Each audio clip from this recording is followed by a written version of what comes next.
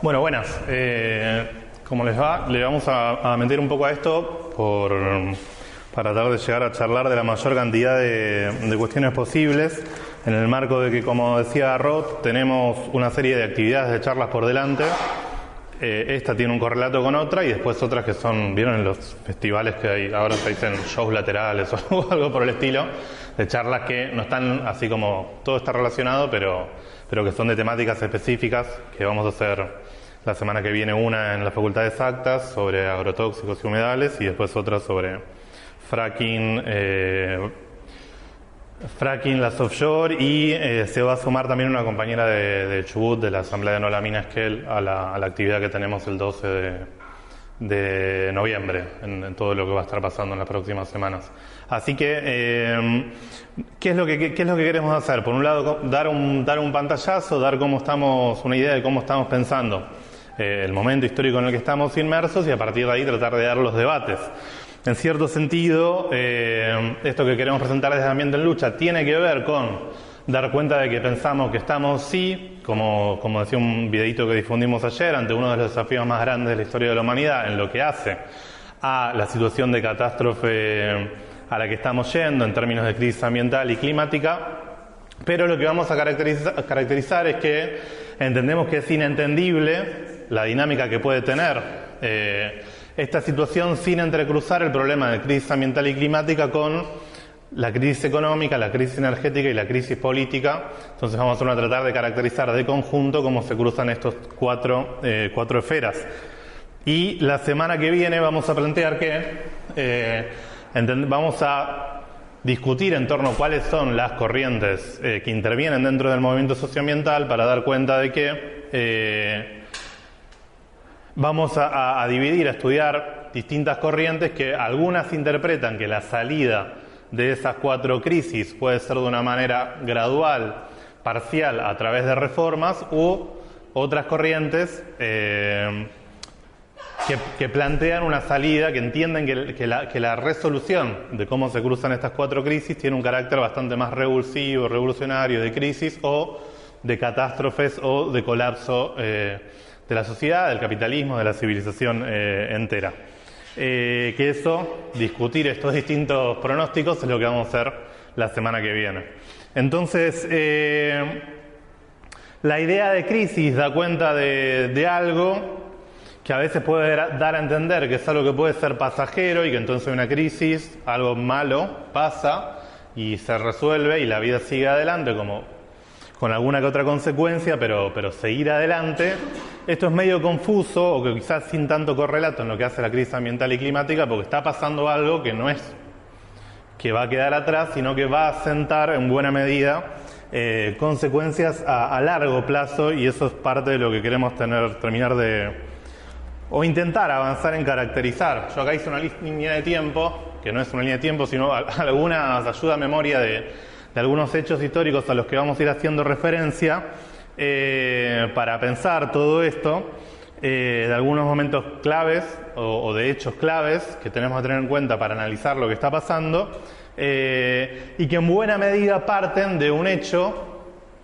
que se debate dentro de la comunidad científica, que tiene distintas interpretaciones, pero que en buena medida tiene que ver con que se habría dado fin a toda una era geológica, por decirlo de alguna manera, a una era que llevó adelante, que tuvo una duración bastante extensa, de unos 11.000, 12.000 años, una era en la que los registros y la dinámica climática era relativamente estable y relativamente templada para lo que es la historia de este planeta Tierra, un registro y una regularidad climática atmosférica que fue la que permitió el desarrollo a nivel planetario de la agricultura,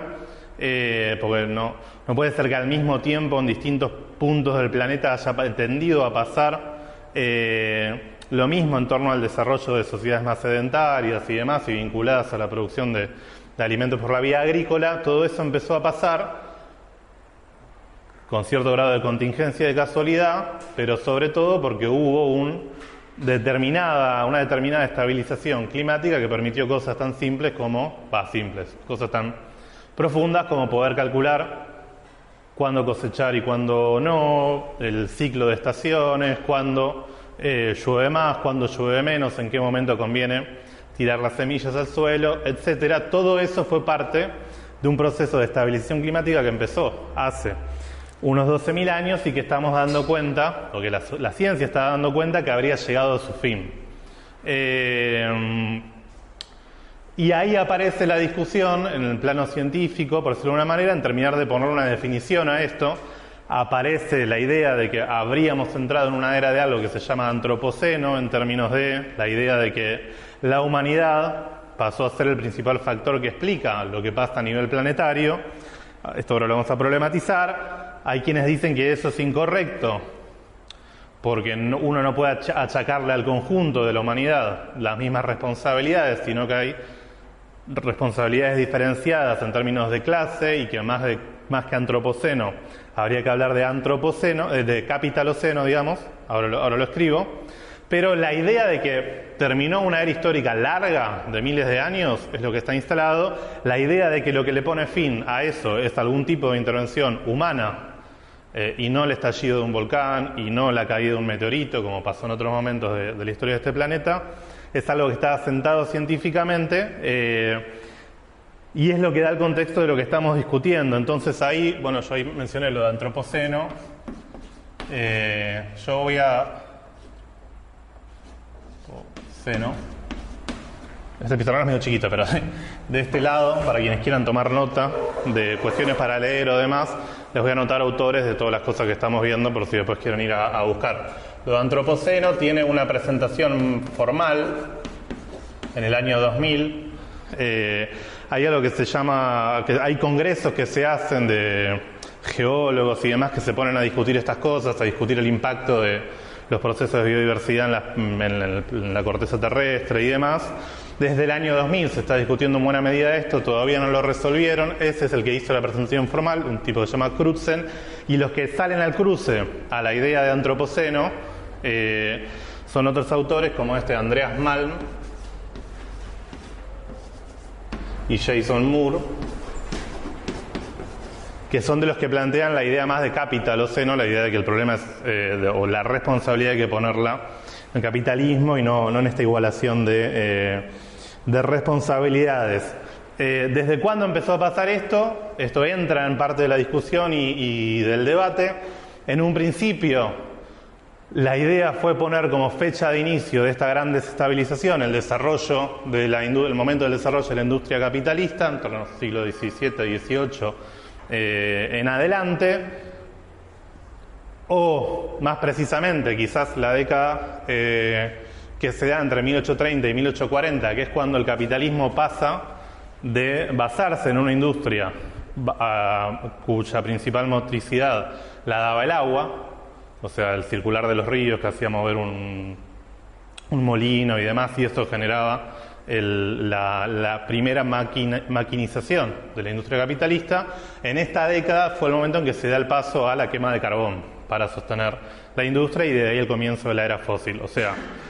en el inicio de la industria capitalista, sea en el momento en que se pasa a funcionar esencialmente la industria en base al carbón y desde ahí el aumento de las emisiones de gases de efecto invernadero, o hay una posición que va tomando más peso, que es la de ponerle fecha al inicio de esta nueva era histórica de la humanidad a el cierre de la Segunda Guerra Mundial, cuando pasan dos cosas. Por un lado, Estados Unidos tira dos bombas nucleares que dejan un registro que científicamente se puede medir en cualquier parte del planeta, de afectar a la Tierra en su conjunto y todo lo que escala a partir de ahí. Y por otro lado, se abre una gran aceleración en el sentido de que la forma en que se llevó adelante la reconstrucción de Europa en la posguerra, la forma en que se salió de la crisis capitalista que se había dado desde la crisis del 30, tuvo en buena medida un resorte muy importante en el impulso de un determinado modo de vida, de consumo, de compra de bienes, de desarrollo de una determinada industria automovilística, de bienes de consumo, televisivos, heladeras y todo lo que vino a partir de ahí, que el momento donde pega un salto en adelante es en esta posguerra, digamos. En algún momento de todo esto empieza a desencadenarse una serie de procesos sobre el conjunto del planeta que son los que terminan gatillando el inicio del proceso de calentamiento global. Ahora bien, somos de la idea de que así como crisis ambiental climática no se puede tomar sola, tampoco lo climático es el único factor, en cierto sentido, ambiental o el único elemento de afectación, de conclusiones dramáticas que tiene la producción capitalista sobre la vida sobre el planeta Tierra, sino que hay otros elementos que tenemos que también tener en cuenta y que hacen a la problemática ambiental. De hecho, en nuestro país, cuando discutimos cuestiones ambientales, en general en la Argentina no hay un movimiento, es para discutir quizás la semana que viene, pero no hay un movimiento contra el cambio climático, en el sentido de contra el aumento de la temperatura, sino que lo que hay son movimientos de lucha contra distintas expresiones del extractivismo o distintas formas de contaminación capitalista,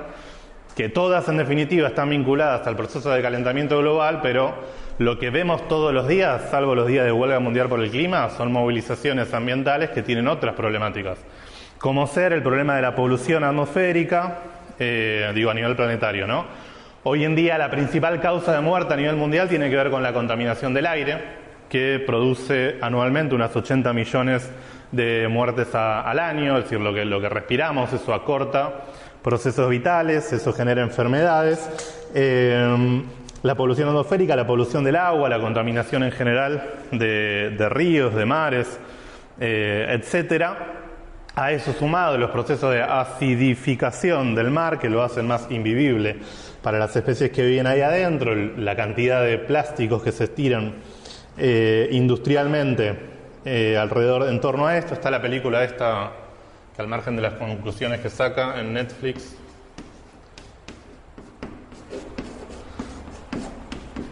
sobre las conclusiones de la industria de la pesca, digamos, y sus efectos sobre los mares, la contaminación y residuos industriales más en general, que sobre esto tenemos un montón de procesos, como lo que es Claucol acá en La Matanza, o Copetro en La Plata, o toda la cuenca Matanza-Riachuelo, o acérquense al Riachuelo, que estamos bastante cerca para ver de todo lo que estamos hablando. Podemos sumar el abuso de pesticidas, que genera un montón de problemas, no solo porque son en términos cancerígenos y demás, sino de liquidación de insectos que tienen efectos polinizadores y un montón de cuestiones que tienen que ver con, en definitiva, pérdida de biodiversidad, y que hacen un paquete que siempre tenemos que poner de conjunto a la hora de hablar de lo ambiental. Por eso quizás decimos eso de crisis ambiental y climática, y no solo climática o no solo ambiental, en el sentido de que hasta el día de hoy, y lo va a ser incluso en los pronósticos más dramáticos de calentamiento global, hasta el día de hoy, lo que se cobra más vidas a nivel mundial es la polución en el aire. Digamos que para que el calentamiento global pase a ser el principal determinante del aumento de las muertes que se dan anualmente, falta bastante. Lo que no quita que sea menos importante, quizás todo lo contrario, es un proceso más gradual y acumulativo, pero bueno, no hay que perder de vista esto otro, para tomarlo más de conjunto. Entonces, esta crisis ambiental, que tiene toda esta serie de factores que en las próximas charlas que vamos a hacer los vamos a quizás a desagregar y estudiar algunos más en particular, desde ya que tienen no había escrito el otro concepto, desde ya que tienen en el calentamiento global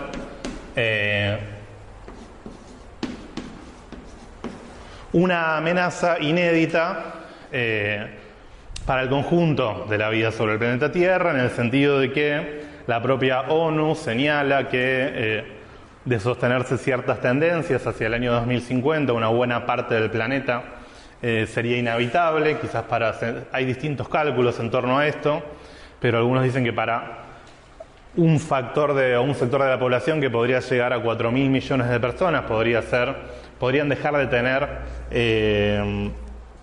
la posibilidad de habitar el terreno, los territorios que están viviendo, y que ya genera, si antes hablamos de que lo que se terminó es el Holoceno, en términos de estabilidad climática, ya lo que estamos viviendo hoy en día tiene grandes rasgos de inestabilidad. Hay un autor que se llama Bruno Latour, que habla de que ya estamos atravesando o que ya estamos inmersos en algo que es un nuevo régimen climático. Digo, al margen de antropoceno, capitaloceno, o lo que le querramos decir, al margen de que la ciencia tome el hecho de que ya el principal determinante de lo que pasa a nivel planetario es la actividad humana o humana capitalista, ya estamos insertos en algo que es un régimen climático distinto. Entonces, incluso esto a veces se genera como una idea de que el calentamiento global implicaría o debería implicar que todo el tiempo lo que haga sea que haya más altos registros de temperatura. Y no necesariamente es así, digamos. El proceso de calentamiento global también puede hacer que haya, en lugares donde no debería haberlos, nevadas o expresiones de frío más dramáticas. Nosotros tuvimos la semana pasada y la otra una ola de frío bastante poco habitual para esta época del año. De hecho, en localidades como Tandil se registró la semana pasada la temperatura histórica más baja para esta época del año desde que se tiene registro. Al mismo tiempo, del otro lado, en Europa se está dando, en el medio de lo que para ellos es el otoño, las temperaturas más altas registradas para el otoño, o sea, para el otoño europeo. O sea, lo que hay, en ese sentido, lo del nuevo régimen climático es una desestabilización y la proliferación de fenómenos climáticos cada vez más irregulares, donde se puede mover más violentamente hacia el frío y el calor, pero la tendencia va a dar hacia un aumento de la temperatura global, pero con estos sacudones, digamos. Ahí, en este libro que salió hace poco, que se llama Recaliente, se llama el libro, que está escrito por 3 periodistas, de Periodistas por el Clima, María Aysén, Pilar Acef y Laura Rocha, recuperan algo de la Asociación Mundial Climática, o algo por el estilo, que da una pauta de cómo comunicar procesos climáticos y a qué se le puede echar la culpa o a qué se puede relacionar directamente con el calentamiento global y a qué cosas no, porque a veces también está la deriva de decir, bueno, todo es culpa del calentamiento global, tipo la sequía en el río Paraná. Bueno, en parte sí, pero en parte también tiene que ver con otras cosas, digamos, con el maltrato del río Paraná y cuestiones por el estilo, por parte del dragado a cargo de multinacionales, la propia desertificación que generan en el delta, en el humedal, los productores agropecuarios y demás. Hay cosas que son más complejas, que no todo se puede achacar al calentamiento global, porque incluso a veces, incluso los que gobiernan tratan de decir, bueno, cuando a Corrientes se le prendió fuego el 10% de la provincia, decían, bueno, el problema es el calentamiento global. Bueno,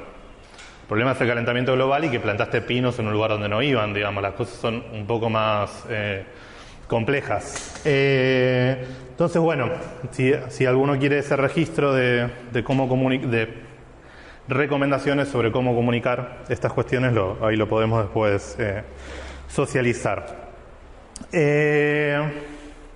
Pero bueno, fin del Holoceno, nuevo régimen climático, esta cuestión de desestabilización y hay un autor que en realidad es un activista del grupo Rebelión Extinción XR del Estado español, que se llama Juan Bordera, que usa una metáfora que no es linealmente correcta para explicarlo, en términos de lo que implica el aumento de la temperatura global, pero quizás ayuda a que lo entendamos más desde lo individual, que es el hecho de que ya hoy en día tenemos un registro de un aumento de la temperatura global de más de 1 grado, de 1,2 grados desde el inicio de la era industrial. La temperatura promedio del planeta Tierra está en torno a los 15 grados. Entonces, a 15 grados le sumaste 1,2 de aumento de la temperatura global y ya tiene todos estos impactos. Si uno lo tuviese que trasladar al propio cuerpo de una persona que tiene una temperatura promedio de 36 grados y medio, ese grado y medio equivaldría más o menos a que viviésemos todos los días con 38, 39 grados de fiebre. Y el aumento de 2 grados de la temperatura tendría que asimilarse a que todos los días de nuestra vida vivamos con más de 40 grados de fiebre en la cotidianidad, digamos. Trasladado lo que pasa a nivel planetario a un individuo, que mecánicamente no se da, pero digo como forma de graficarlo. Al cuerpo humano, a 40 grados de fiebre permanentemente, no es que te morís, pero si lo sostenés a lo largo del tiempo empieza a fallar todo, digamos. Algo de eso es lo que pasa, lo que ya está pasando a nivel mundial. Entonces hay algo que es un proceso acumulativo que tiene que ver con la acumulación de gases que potencian el efecto invernadero, que no nos vamos a poner a desarrollar eso que es acá en concreto, pero tiene que ver con una cierta capa, por decirlo de una manera, que hay en torno al planeta Tierra, que permite captar, acumular calor del que recibe del Sol y del que genera el propio núcleo del planeta Tierra. Si no existiese una capa de gases de efecto invernadero en torno al planeta, también sería inhabitable. O sea, si no existiera el efecto invernadero, el planeta Tierra tendría de promedio no 15 grados positivos, sino menos 15 grados, y sería más complejo vivir en ese planeta o imposible. Entonces, que exista el efecto invernadero es algo positivo para el desarrollo de la vida humana. El problema es cuando la acumulación de gases de efecto invernadero genera un quiebre donde esa estabilidad climática que había se desmorona y se abre el proceso en el que estamos. Un proceso en el cual, aun si hoy cerrásemos absolutamente todo lo que generara gases de efecto invernadero, y esta charla la estaríamos dando a la luz de las velas, entre muchas otras cosas, por inercia de todo lo que ya está emitido, igual la temperatura seguiría aumentando entre un siglo o 2 siglos más a partir de todo lo que ya está acumulado en la atmósfera. Se estila que incluso para que baje la temperatura deberían pasar quizás unos 1000 años, lo cual nadie la va a ver. Lo otro tampoco, ¿no? Pero quizás Mirta Legrand. Entonces ya este proceso está desplegado y tiene una serie de cuestiones que lo terminan arrojando a un proceso de inestabilidad, es una palabra que ya dije muchas veces, pero sí de incapacidad de pronóstico. Es decir, hay ciertas cuestiones que son más o menos medibles, entonces hay organismos científicos que dicen, bueno, si pasa esto otro, y cuestiones por el estilo. Hay ciertos fenómenos que se están acumulando en el planeta Tierra, a partir de los cuales, de gatillarse, de detonarse, ya todo empieza a ser más incontrolable, impronosticable y de final más abierto, digamos. O sea, hay alguna serie de procesos biofísicos, naturales, que están siendo afectados por el aumento de la temperatura global. Se habla de puntos de no retorno, tipping points o cuestiones por el estilo, pero hay una serie de como alarmas o bombas, digamos, que están ahí latentes y que no está claro cuándo van a explotar. Y que una vez que exploten, la metáfora es más o menos lineal, una vez que exploten, cómo se encadena todo. A partir de ahí no hay forma de pronosticarlo, o la ciencia no tiene forma de pronosticar qué es lo que pasa después de eso. Que tiene que ver con qué es lo que pasa en un planeta en el cual en el invierno no se forme hielo en el Ártico, que es algo que está planificado, pensado que pueda pasar en las próximas décadas, es decir, un año planetario en el cual en el invierno no llega a formarse toda la capa de hielo que se formaba en términos habituales previamente. Eso tendría una serie de consecuencias bastante poco previsibles y es algo que está pensado que pueda llegar a pasar en las próximas décadas. De hecho, si siguen, hay un montón de gente que se la pasa midiendo que el hielo del Groenlandia, que cuestiones por el estilo, en términos de qué es lo que está pasando. Eso es uno. Lo que pasa en Groenlandia, lo que pasa en la Antártida y el Ártico. También se hace hincapié ahí porque cuando uno habla de un proceso de calentamiento global, la mayor parte del planeta es agua. Eso significa que hay lugares donde el impacto del aumento de la temperatura global es más alto, digamos, lugares terrestres donde si hay un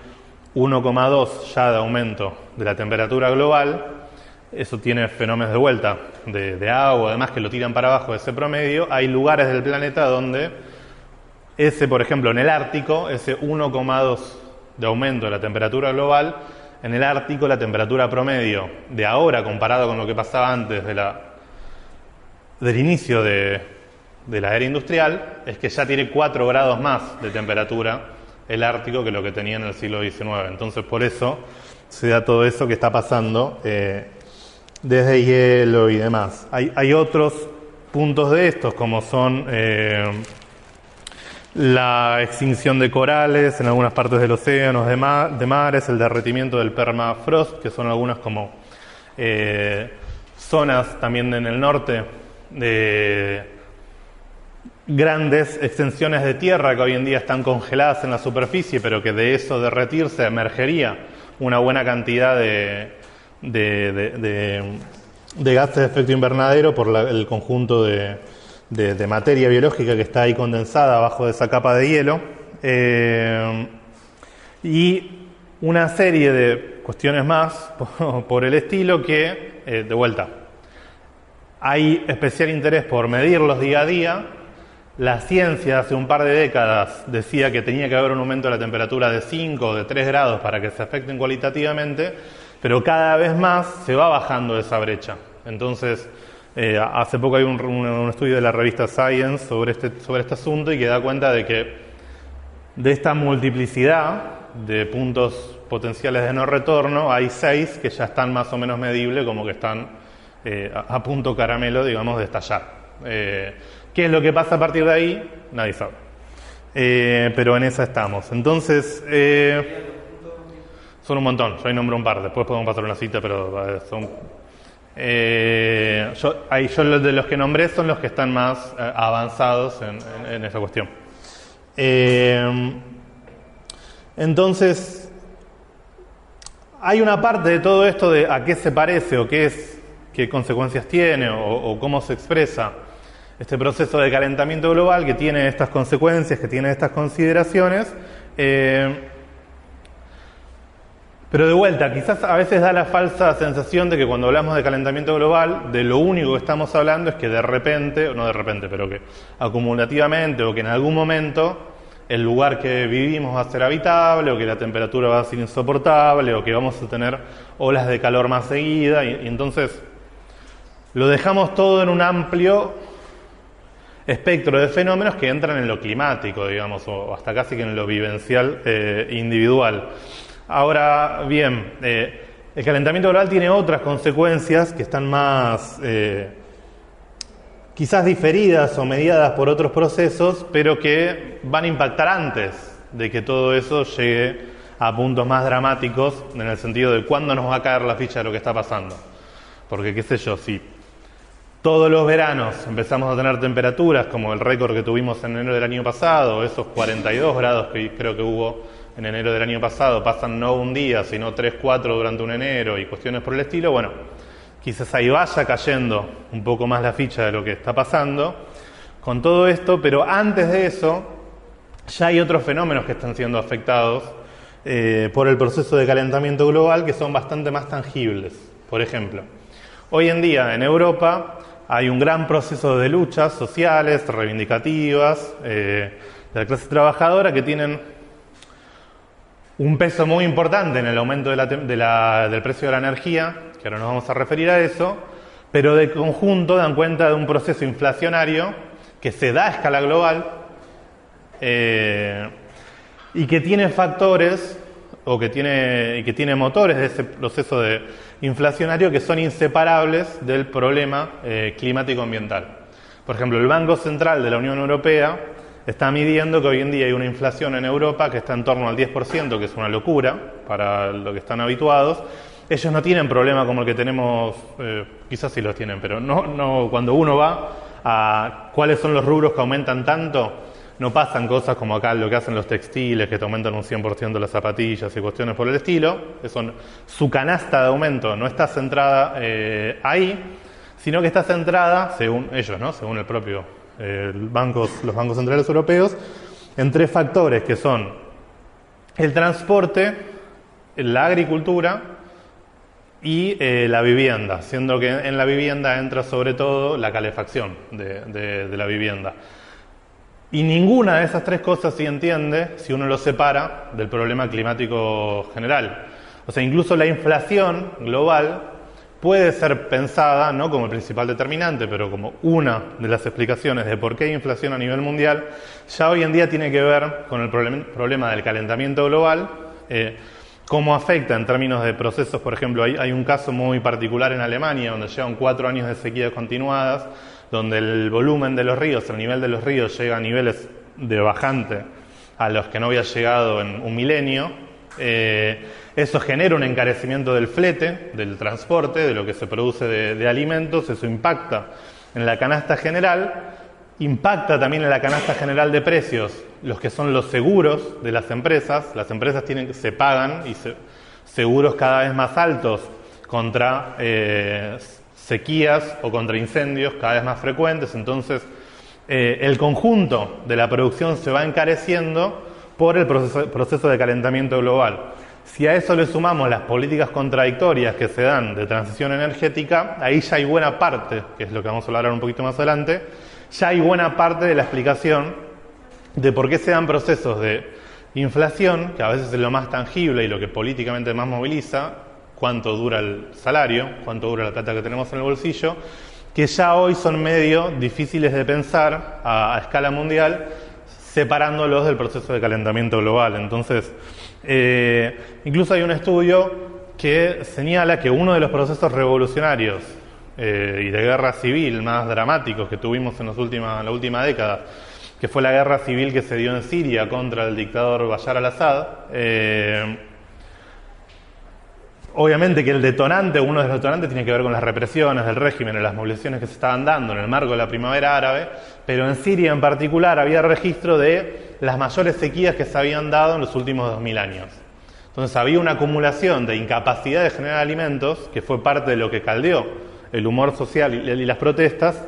y de lo que terminó siendo un motorizante de una situación de guerra civil, digamos, de las más dramáticas que hemos vivido, con 5 millones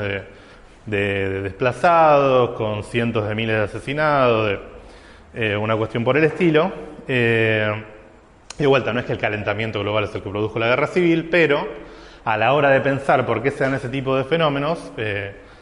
hay que meter en el cóctel, digamos, de la explicación y de la caracterización al calentamiento global también. Entonces, llegados a este punto, digamos, hay estudios que señalan, por ejemplo, que en los últimos 20 años, o más bien entre el 2000 y el 2019, se dieron 7.348 eventos que pueden ser catalogados como catástrofes climáticas, de incendios, inundaciones, sequías, que produjeron más de 1 millón de muertos y que afectaron a más de 4 millones de personas. O sea, todo esto ya tiene consecuencias que se van a ir ampliando. Entonces ahí aparece la discusión de cómo se llegó hasta acá, y aparece también las políticas que se proponen para salir de todo esto, ¿no? Entonces, ahí es bastante, por un lado, en términos de todo esto está pasando, y hay un dato que es muy importante, que es que, contradictoriamente, mientras la humanidad, el sistema capitalista y los gobiernos tuvieron más información en la mano respecto de las consecuencias y de las razones de el aumento de la temperatura global, o sea, mientras más información científica se tenía sobre lo que estaba pasando, de todas maneras, igual más emisiones de gases de efecto invernadero se llevaron adelante. En 1990 se da el primer informe del IPCC, que es el panel intergubernamental sobre el cambio climático, científicos de todo el mundo que analizan todos los papers e investigaciones que hay en torno a esto. El primero se dio de vuelta 1990. De 1990 hasta ahora se generaron la mitad del conjunto de las emisiones de gases de efecto invernadero que hay acumuladas en la atmósfera. O sea, en los últimos 30 años se hizo la misma cantidad de mal, por decirlo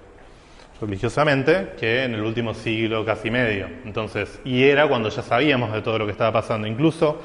las multinacionales fueron... hay algo de un rol bastante criminal que llevaron adelante en el término de esconder toda esta información. El libro que citaba recién, de las periodistas acá argentinas, citan un informe de la empresa francesa Total, que sigue siendo una de las más importantes a nivel mundial, que es un informe interno que mandaron a hacer, que como se dice, se da a conocer más bien ahora, que de 1971. Y el informe dice: desde el siglo XIX los seres humanos han quemado cantidades cada vez mayores de combustibles fósiles. El resultado es la liberación de enormes cantidades de dióxido de carbono. La cantidad global de dióxido de carbono presente en la atmósfera, por lo tanto, ha aumentado significativamente. El aumento ha sido alrededor del 15% en los últimos 150 años, lo que no es despreciable. Y si el consumo de carbón y petróleo mantiene el mismo ritmo en los próximos años, la concentración de dióxido de carbono alcanzará las 400 partes por millón en torno al 2010. Eso de partes por millón es la forma en que se miden, ¿no? La cantidad de carbono en la atmósfera. O sea, decía, en 1971 tenían un pronóstico de cuánto iba a haber de acumulación de gases de efecto invernadero en la atmósfera hace de vuelta 50 años. Y le pegaron, porque la medición de 9 de mayo de 2013 registró exactamente esa cantidad de partículas de carbono en la atmósfera. O sea, estaba medido al dedillo, digamos, que todo eso estaba pasando, que iba a pasar. Hay más casos de estos, de Shell y del resto de las multinacionales, acá está ese ejemplo. Y a pesar de eso se dedicaron las décadas siguientes a tratar de negarlo, a tratar de decir o que no había tal proceso de calentamiento global, o que si había algo de eso no había por qué culpar a la industria. Entonces hubo décadas de negacionismo militante por parte de la industria petrolera y que hasta el día de hoy sigue teniendo voceros. En la Argentina está el caso de Javier Milei y los libertarios, pero a nivel mundial está Donald Trump, bueno, Bolsonaro y cuestiones por el estilo. Digamos, todo eso sigue habiendo gente que dice que esto no existe cuando hace 50 años las multinacionales ya sabían que esto estaba pasando. Y que en parte por ese accionar negacionista, que fue el que primó por parte de los gobiernos, y en parte porque no hubo del otro lado un correlato de una construcción política que dé cuenta de otra cosa, es que llegamos a donde estamos ahora, donde acá yo anoté solo algunas de las cumbres y conferencias que hubo a nivel mundial, en términos desde los 90, una cumbre en Río, en Brasil, después una en Kioto, donde se firma un primer intento de acuerdo de compromisos que Estados Unidos no firma, hasta llegar al que se le sigue dando más relevancia, que es el Acuerdo de París del 2015, donde hay un compromiso de las naciones, de los gobiernos y demás en torno a qué hacer, donde, sin entrar en muchos detalles, lo importante es que se crea ahí una instancia de compromisos por parte de los gobiernos y una instancia de un ente que los controla, que dice, bueno, tú presentaste esto, si vos haces todo lo que te propones, va a generar estas consecuencias, etcétera, ¿no? Y que hacen una medición global, y esto lo hace la propia ONU. Y en función de los compromisos asumidos en el Acuerdo de París, o sea, los que los gobiernos se prometieron hacer, incluso se da una situación en la que, si no cumplieran lo que se comprometieron a hacer los gobiernos, que, spoiler alert, no lo están cumpliendo,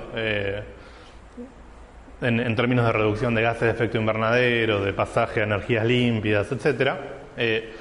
si no cumplieran sus compromisos, el aumento de la temperatura global para el 2050 podría llegar a ser de 2,8 grados, si no cumplieran. Y si cumplieran,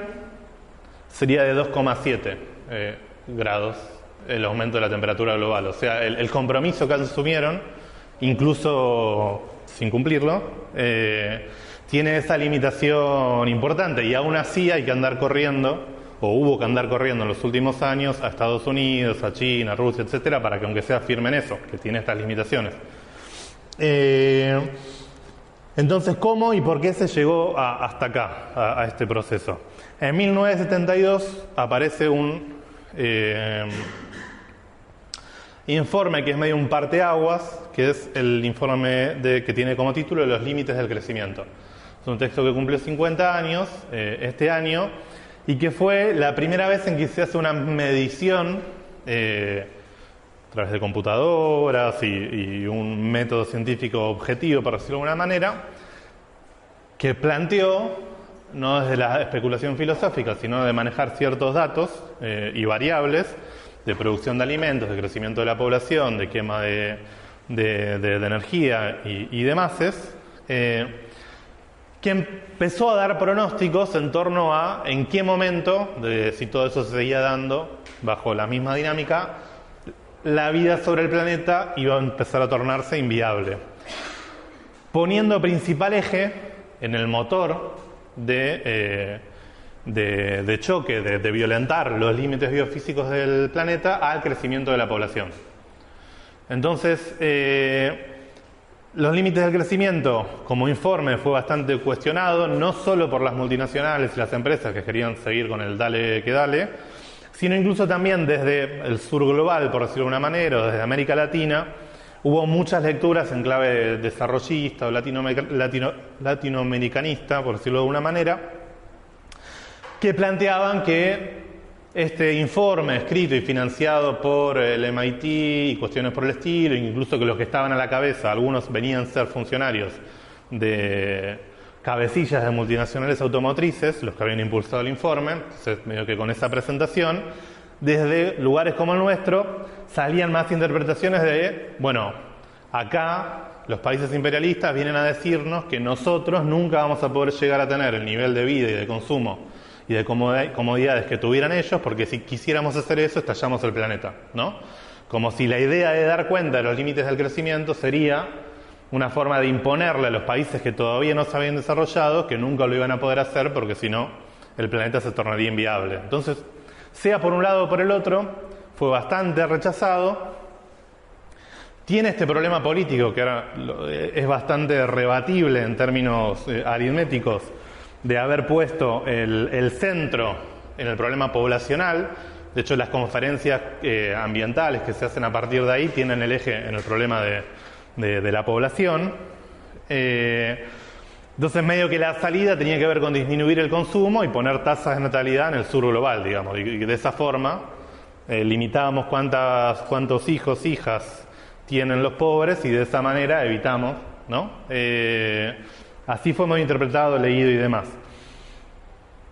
Al margen de las valoraciones de esto, sí se pueden decir dos cosas. Una, que los pronósticos los acertaron, o sea, de cuándo se empezaron a ver los límites biofísicos de la creación de alimentos y energéticos y demás, que ellos ponían más o menos en torno a esta fecha, y eso es lo que está pasando. Pero en términos políticos y en términos de el motor es la población, eso es bastante más discutible, porque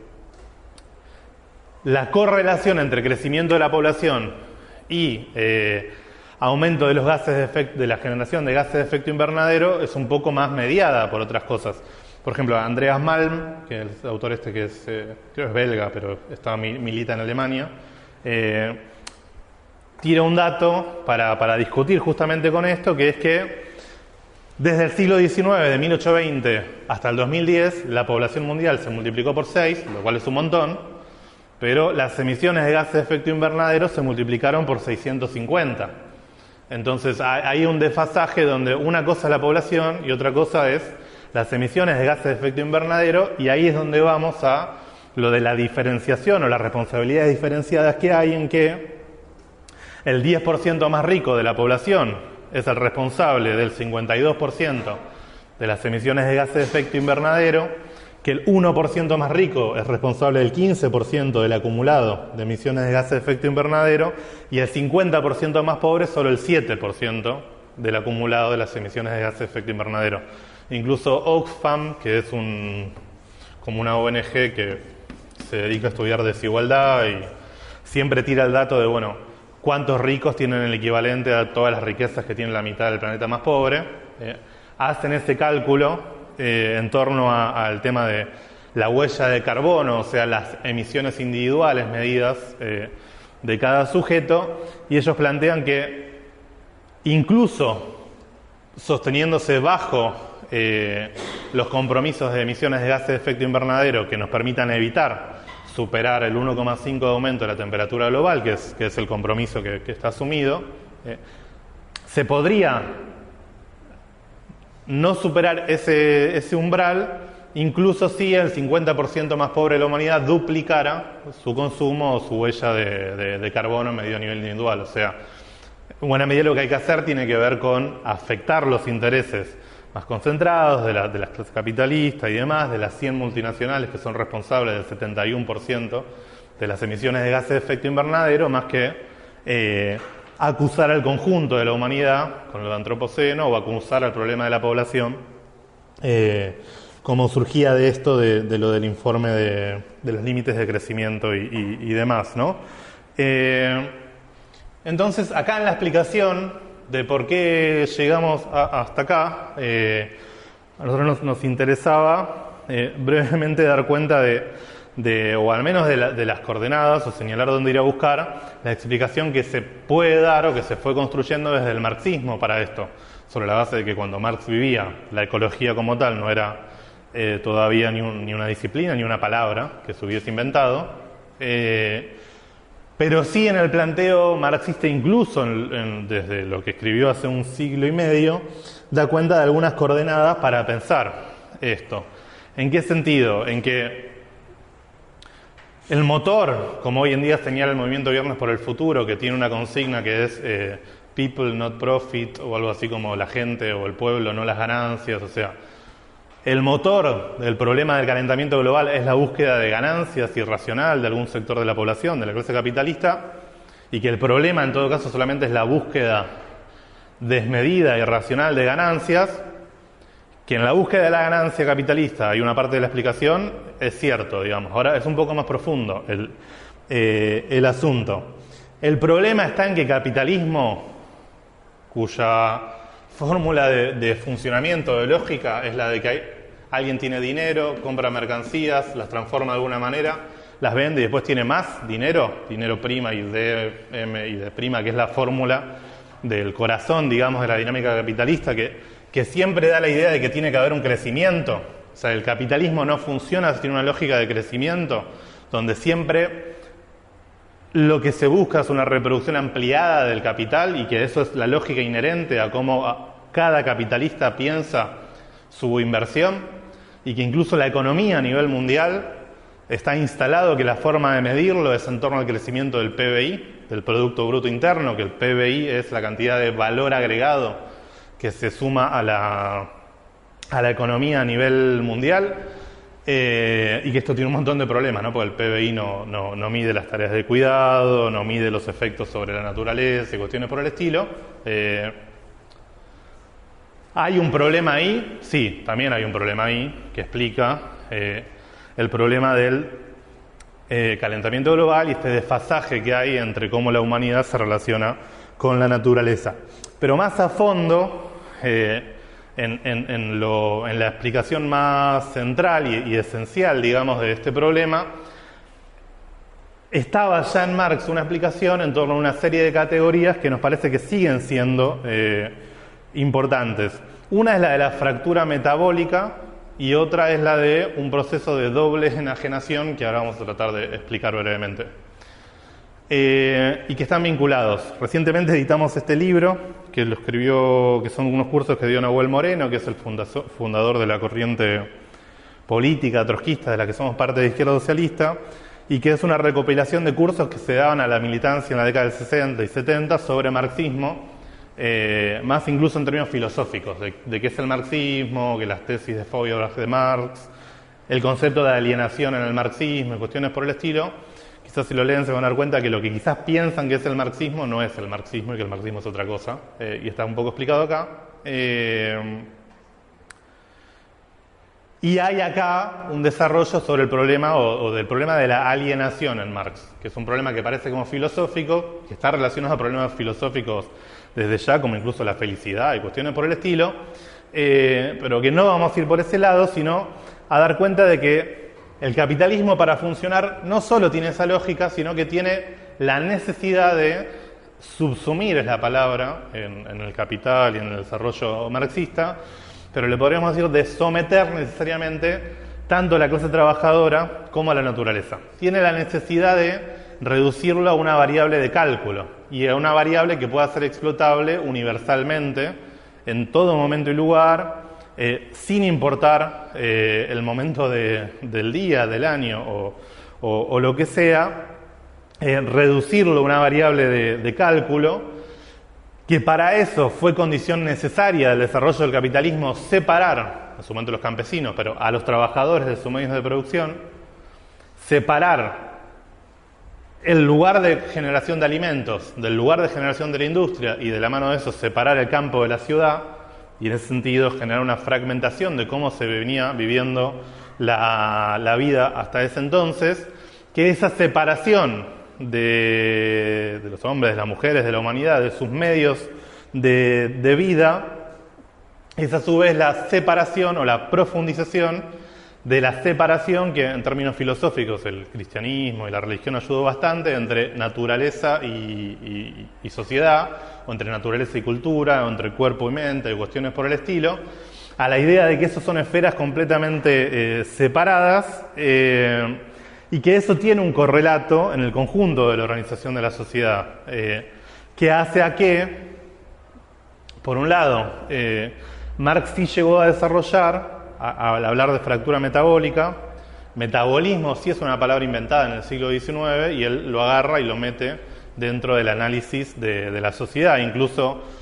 Marx se muere, o en la última etapa de su vida, leyendo gente que estudiaba geografía, geología, biología, química y cuestiones por el estilo. Hay un tipo que es uno de los principales impulsores de lo que hoy en día le podríamos llegar a decir agronomía científica o cuestiones por el estilo, que es Liebig, que hay una carta de Marx a Engels que Marx le dice: lo que dice este tipo sobre cómo es el uso del suelo por parte de la industria capitalista es más importante que todo lo que escribieron los economistas hasta ahora. Entonces a veces hay una idea de que Marx era un economicista o que solo le importaba eso, y él dice que algo que escribió un agrónomo es más importante que todo lo que escribieron David Ricardo, Smith y compañía sobre el asunto. Y ese tipo, que es lo que toma Marx, es el que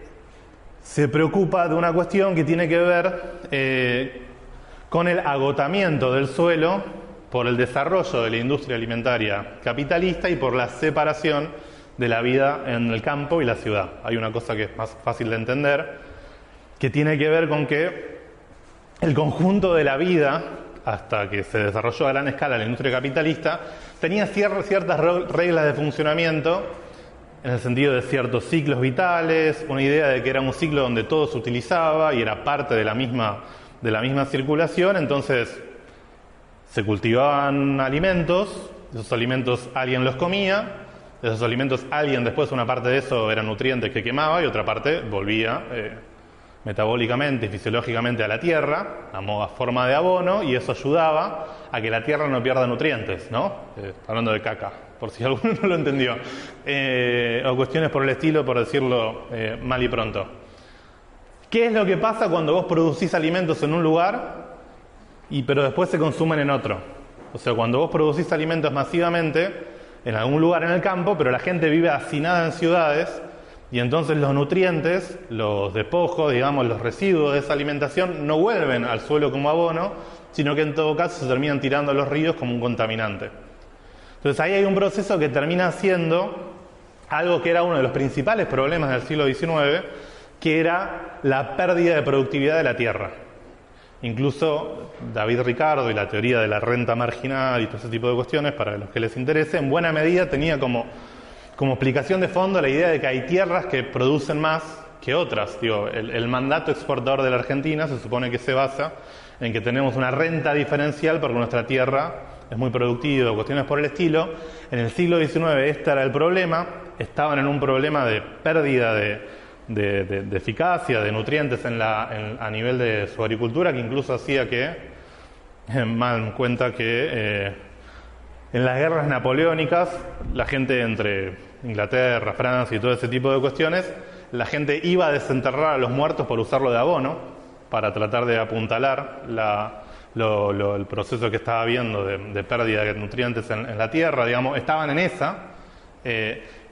Y Marx incorpora esta dimensión que de vuelta no es ecología, no es ambientalismo, no es nada de los términos que hoy nos podríamos llegar a decir, como uno de los elementos centrales del análisis que hace él. Incluso después se agarra a otros autores que sí estudian el problema más de, a lo que le decimos calentamiento global, pero a procesos de desertificación localizados, o sea, a lugares donde talaron un montón y de repente dejó de llover o cuestiones por el estilo, y todo eso ya era parte de los estudios que se daban en ese momento. Entonces, más allá de la anécdota de, bueno, Marx estudió esto, lo que hay acá es una definición o una interpretación donde hay un centro de lo que está pasando con que tiene que ver con el despegue, la disociación de los que producen de la propiedad de los medios de producción. Y hay una disociación de que lo que se produce no tiene como fin la satisfacción de necesidades o demás, sino que tiene como fin la ampliación de ganancias o cuestiones por el estilo, que sí vamos por ahí. Y que esa ampliación de ganancias se rige por criterios que no tienen que ver con las consecuencias de esa producción sobre la naturaleza, sino que el capitalismo genera un modo de producción de productores individuales, productores disociados, productores que se juntan y hacen lo que les pinta, anárquicamente para competir, donde el único regulador que tienen es el sistema de precios, para definir si conviene producir algo o no. No hay un regulador que tiene que ver con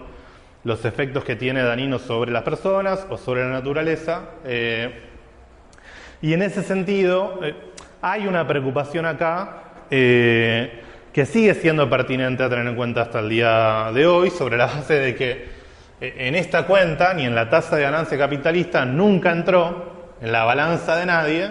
la emisión de gases de efecto invernadero. Y en buena medida tiene que ver con este desapego, en esta enajenación, en términos de separación de la producción de la naturaleza y de la humanidad respecto de la naturaleza. Entonces, ahí incluso suena medio hippie, leído en abstracto, por decirlo de alguna manera, pero cuando en el Capital, o sea, en la obra cúlmine, si bien es en el tomo 3, que no es algo que Marx edita en vida, sino que Engels rejunta y publica, digamos, que es lo que pasa con el tomo 2 y el tomo 3,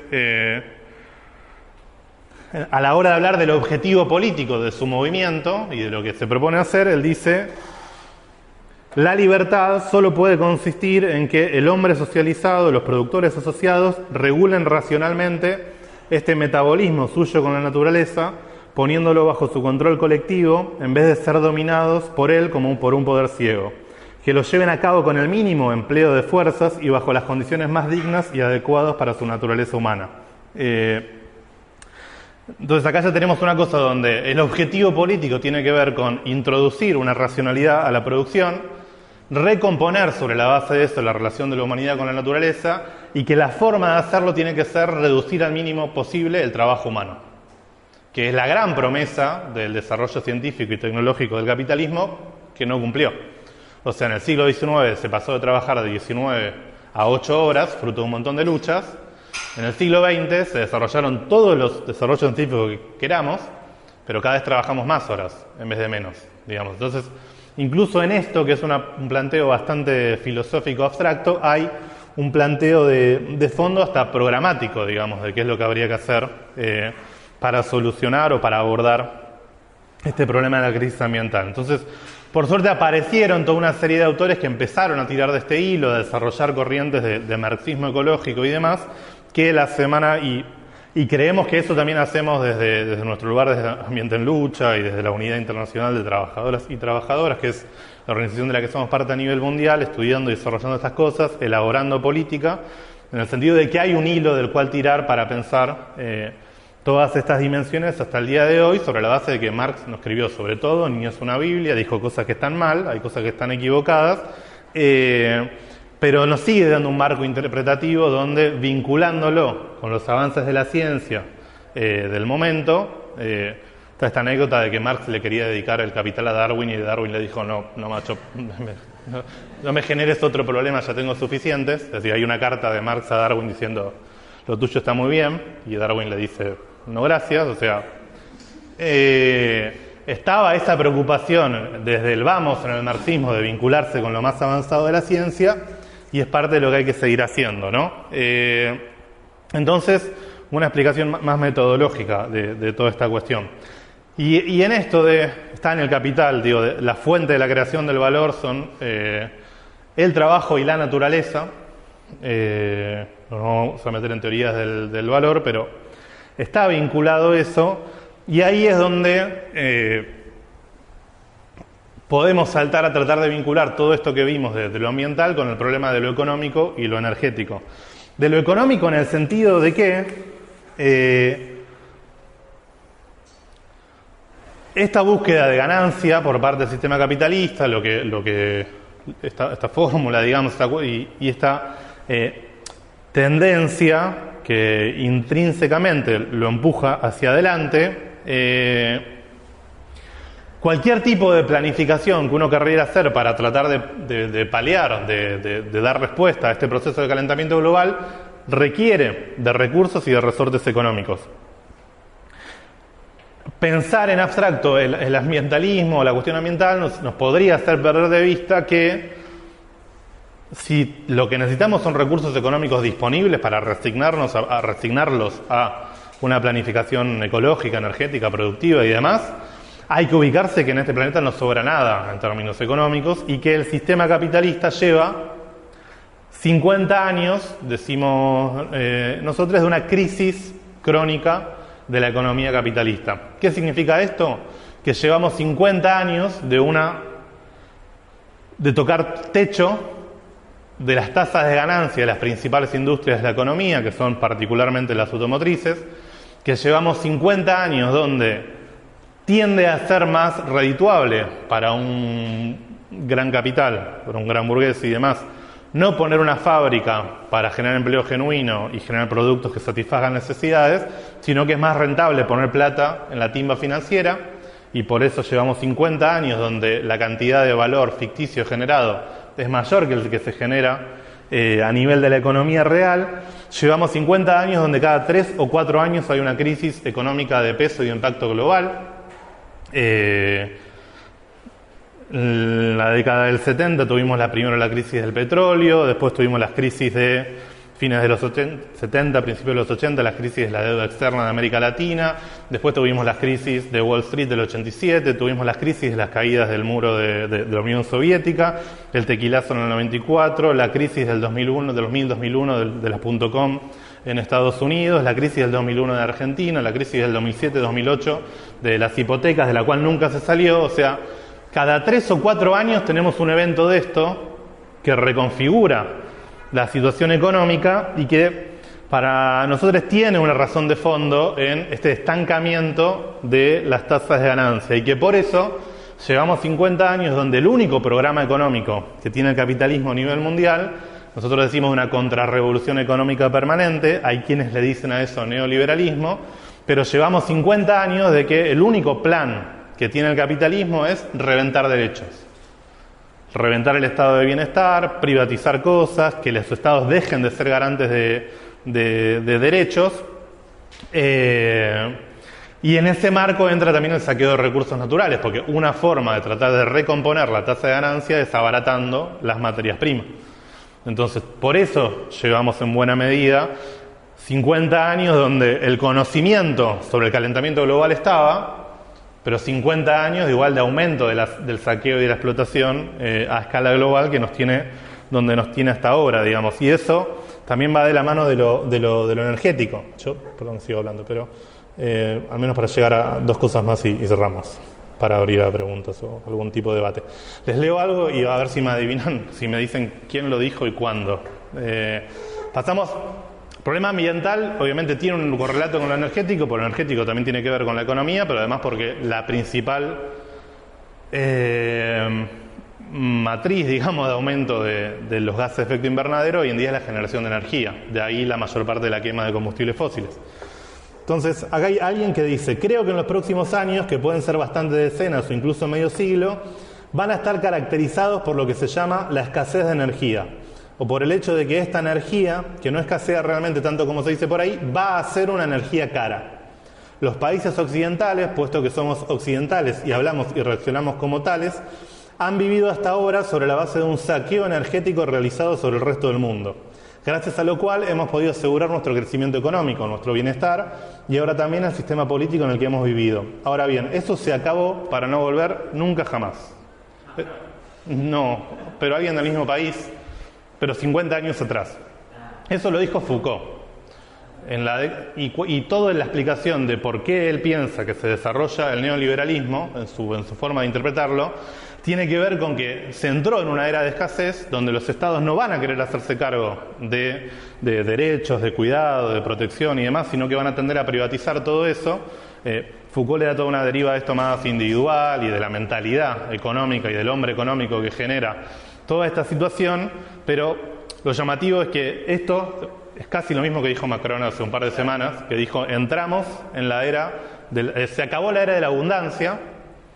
cuando empezaron a aumentar los precios de la energía en Francia en los últimos meses, y entramos en una época medio de guerra y de reasignación de recursos donde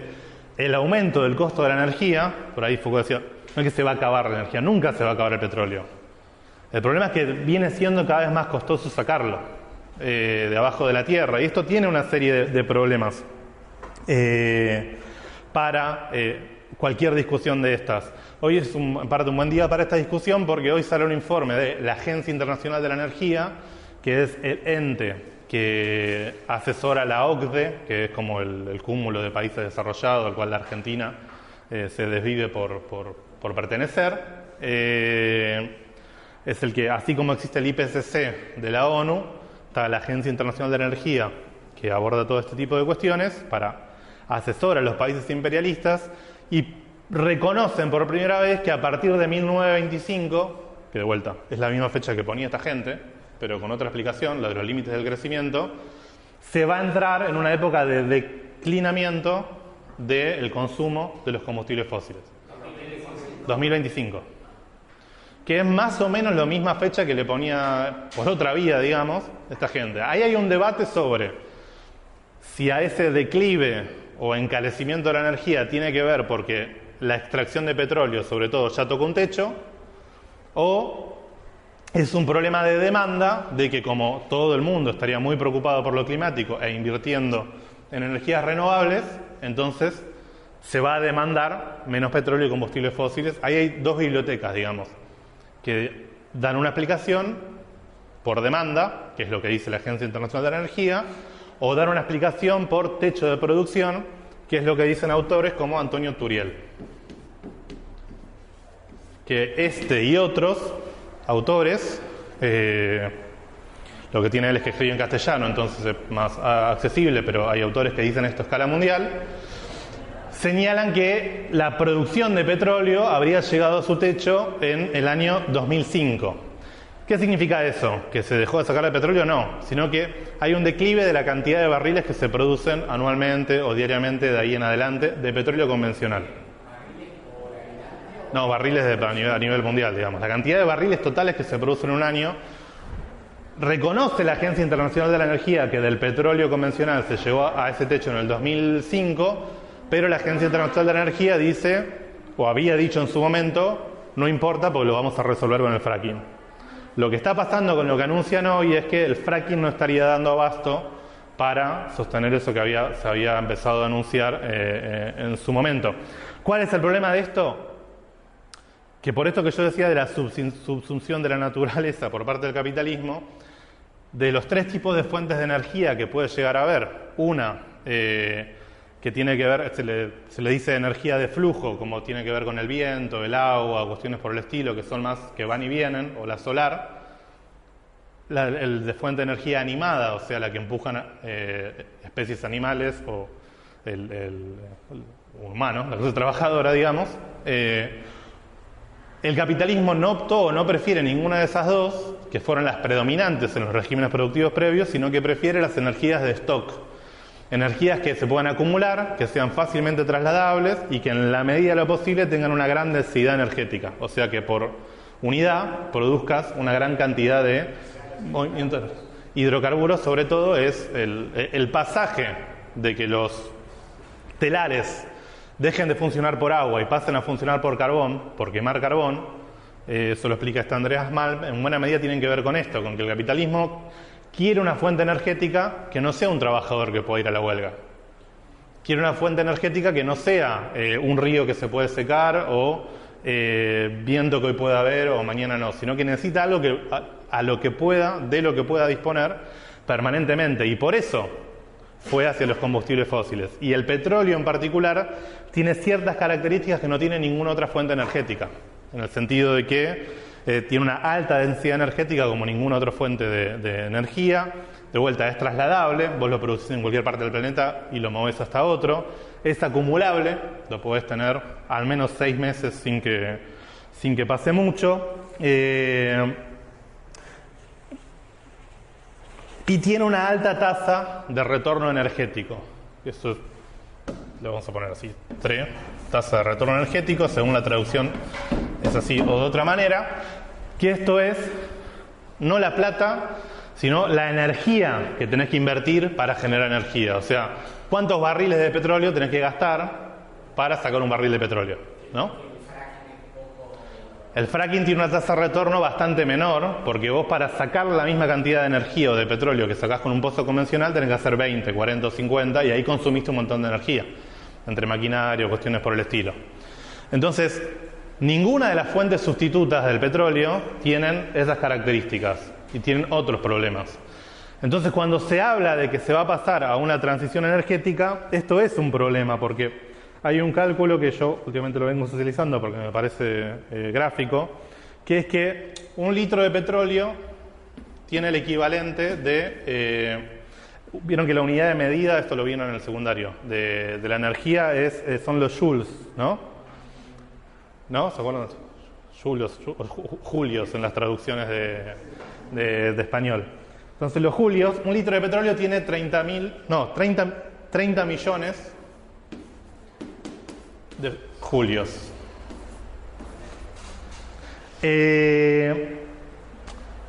Si uno mide no el petróleo, sino a una persona moviendo una máquina con un movimiento mecánico, el equivalente de 30 millones de... Si vos querés generar 30 millones de joules con una persona moviendo una máquina o empujando un auto, en vez de ponerle nafta a ese auto, querés generar ese equivalente de energía, necesitas una persona trabajando 3 días y medio sin dormir. O 10 días trabajando 8 horas y durmiendo un rato. O sea, 1 litro de petróleo es una persona que trabaja 3 días y medio, ¿no?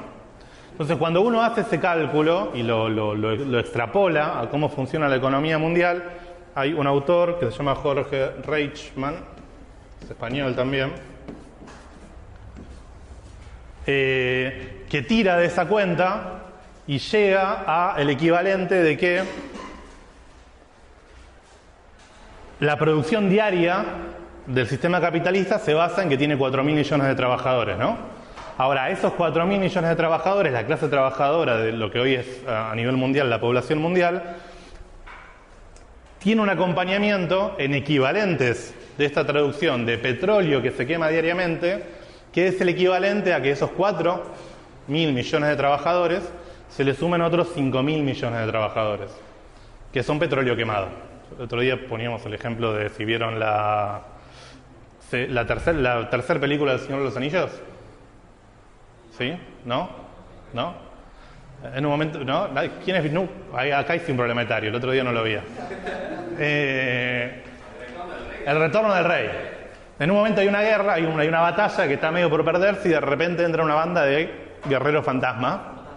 que los barren a todos los orcos, a los malos y demás, pero de repente aparece una serie de miles y miles y miles, en este caso millones, de sujetos fantasmales que van y cachetean a los malos. Bueno, tenemos 5.000 millones de trabajadores en petróleo que sostienen la economía tal como la tenemos. Si uno tiene que pasar de este régimen energético y productivo a uno basado en energías renovables, los cálculos más optimistas dan cuenta de que, por las menores tasas de retorno energético,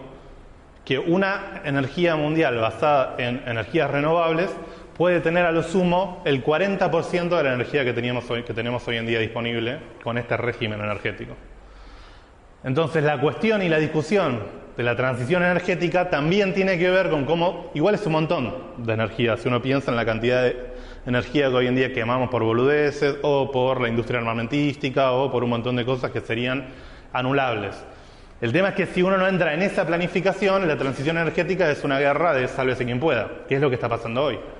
Que es lo que está pasando hoy en día con la discusión del litio en nuestro país, donde la transición energética es hacer pelota Jujuy y Catamarca para que un par de ricos, pues ni siquiera todos, los estadounidenses, franceses, etcétera, tengan un auto basado en energía, un auto eléctrico, digamos. Entonces, esto de la energía es uno de los factores más importantes a la hora de pensar cualquier idea de transición energética, pero que tiene estas problemáticas, digamos, de que hoy, por ejemplo, muchos de los titulares que van a ver, si van a buscar sobre el informe de la Agencia Internacional de la Energía, dicen: la guerra entre Rusia y Ucrania hizo que sea más veloz, o potenció o aceleró el pase a energías renovables. Que medido así cuantitativamente puede que haya algo de eso, ¿no? Que como Europa se quedó sin el aporte de gas de Rusia, entonces tuvieron que pasar a invertir en energías renovables. Matemáticamente algo de eso hay, pero en cierta medida es como cuando nos querían decir, bueno, el COVID no es tan malo porque florecieron las plantas de vuelta, o aparecieron delfines en los ríos, o cuestiones por el estilo.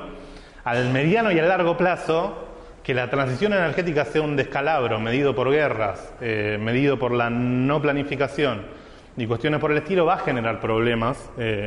que no se solucionan. Entonces, todo esto hace las discusiones que vamos a ver en el otro encuentro, que tienen que ver con la idea de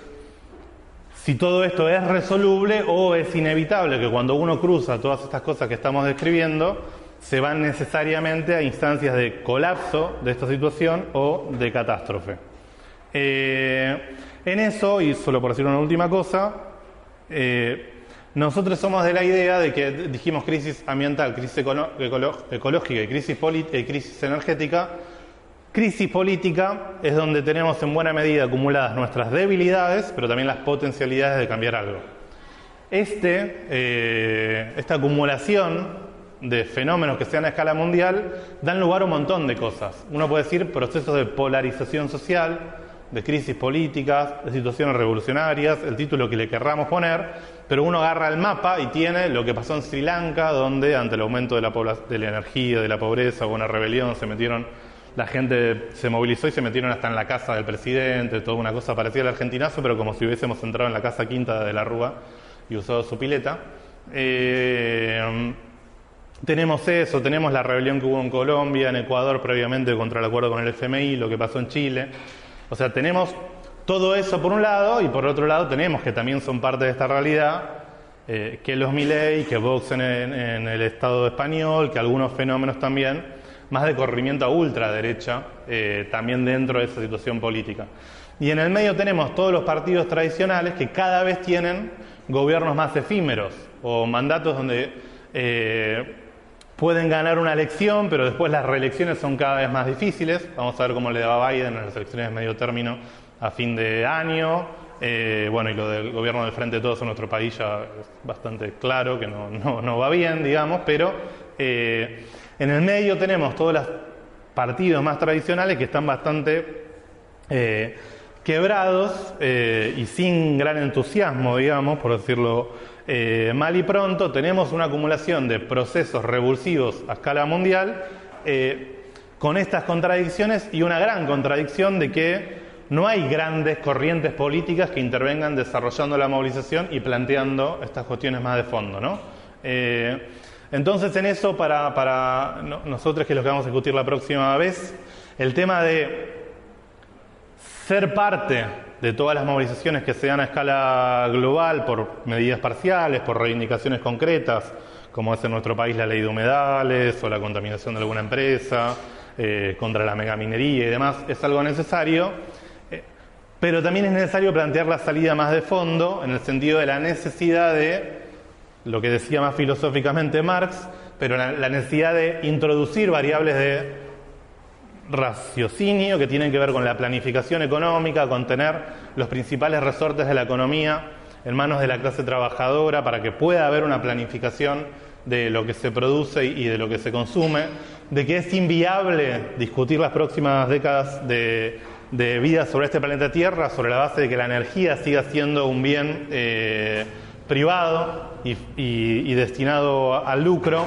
de que por eso nosotros decimos que la única forma de evitar esta tendencia a una cada vez mayor crisis social y demás tiene que ver con que estallen procesos más revolucionarios y que se construyan gobiernos que tengan en buena medida toda esta agenda, pero después cada lucha parcial es importante. Por ejemplo, última cosa que digo, ayer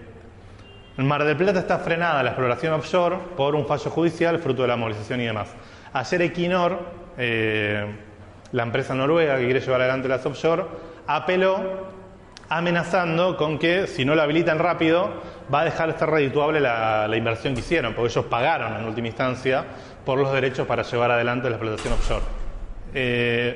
La lucha que se llevó adelante hasta ahora hizo que esa inversión que hicieran por ahora no puedan mover nada. Y hace que cuando aparecen informes que dicen que va a bajar la demanda de petróleo o de combustibles fósiles a partir del 2025, cuestiones por el estilo,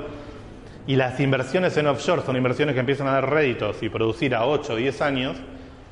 se cruza toda la situación más general con luchas más concretas y específicas y que pueden tener resultados que impacten sobre toda la dinámica más general. Andreas Mann dice algo de que las nuevas generaciones planteen que el cambio climático es para proteger al futuro y demás, está bien, pero también es para proteger a quienes viven hoy sobre el planeta Tierra, y a su vez cada recorte en gases de efecto invernadero sí va a salvar vidas a futuro. Entonces, quizás no se logre evitar que se supere el 1,5 grados de aumento de la temperatura global, pero cada gran industria que se frena, cada gran nueva industria extractivista a la cual se le pone un techo, genera una mayor posibilidad de que el planeta siga siendo habitable en todas estas zonas donde está bastante puesta en cuestionamiento esa posibilidad. Entonces, vincular el planteo de una salida de fondo con la importancia que le damos a cada cosa en particular es lo que para nosotros explica lo que hacemos cotidianamente, por un lado discutiendo todo esto, pero por otro lado construyendo espacios como en nuestro país, la Coordinadora Basta de Falsas Soluciones, o en cada provincia el espacio de articulación que seamos parte de la Asamblea de No a la Mina de Esquel, de la Asamblea contra Claucol y cuestiones por el estilo. O sea, buscar la vinculación entre una cosa y la otra necesita de personas de carne y hueso que lo hagan, y mientras más herramientas tengamos para hacerlo y discutir, mejor. Así que por eso nos dedicamos ahora a este ciclo de charlas. Listo.